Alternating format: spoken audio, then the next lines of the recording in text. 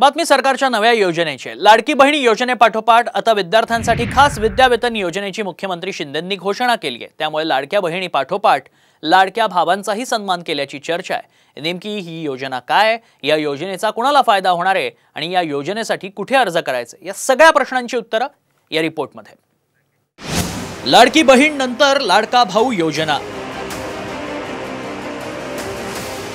लाडक्या भावांना मिळणार विद्यावेतन। विधानसभेसाठी आता लाडक्या भावांवर नजर। मुख्यमंत्री माझी लाडकी बहीण योजनेनंतर आता लाडक्या भावांसाठी मुख्यमंत्र्यांनी लाडका भाऊ योजना जाहीर केली। मुख्यमंत्र्यांनी पंढरपुरातून या योजनेची घोषणा केली। त्यामुळे राज्यातील भावांना आता या योजनेचा लाभ घेता येणार आहे। विद्यावेतन योजना काय आहे पाहूया। 12वी पास विद्यार्थ्यांना 6,000 रुपये, ITI डिप्लोमा धारकांना 8,000 रुपये, पदवीधरांना 10,000 रुपये। मात्र अर्जदाराचं बँक खातं आधारशी जोडलं असणं आवश्यक। अर्थसंकल्पात महिलांसाठी लाडकी बहीण ही योजना जाहीर करण्यात आली। त्या अंतर्गत 21 ते 60 वयोगटातील पात्र महिलांना शासनातर्फे दरमहा 1,500 रुपये दिले जाणार आहेत। बहिणींसाठी योजना, मग लाडक्या भावांसाठी काय, असा प्रश्न विरोधकांनी त्यावर उपस्थित केला होता। मात्र आता राज्य सरकारनं लाडक्या भावांसाठी देखील योजना आणली आहे। या योजनेचा लाभ घेण्यासाठी काही निकष असणार आहेत, ते पूर्ण करून या योजनेसाठी पात्र ठरता येईल।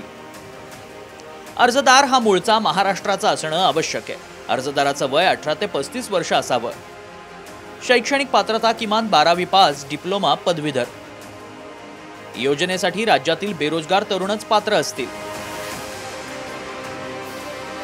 दरम्यान लाडका भाऊ योजना महाराष्ट्राच्या माध्यमातून राज्यातील बेरोजगार युवक आणि विद्यार्थ्यांना मोफत प्रशिक्षणाचा लाभ देऊन त्यांना रोजगारासाठी सक्षम करण्याचा उद्देश योजनेचा आहे। या योजनेसाठी ऑनलाईन अर्ज कसा करायचा समजून घ्या।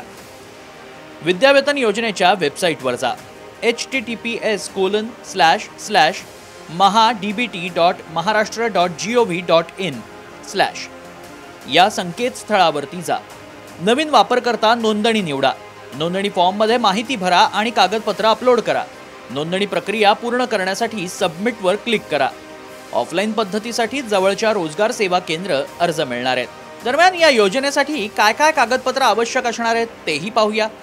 आधार कार्ड, ITI डिप्लोमा, पदवीधर, शैक्षणिक प्रमाणपत्र, सुशिक्षित बेरोजगार प्रमाणपत्र, उत्पन्नाचा दाखला, जातीचा दाखला, रहिवासी दाखला।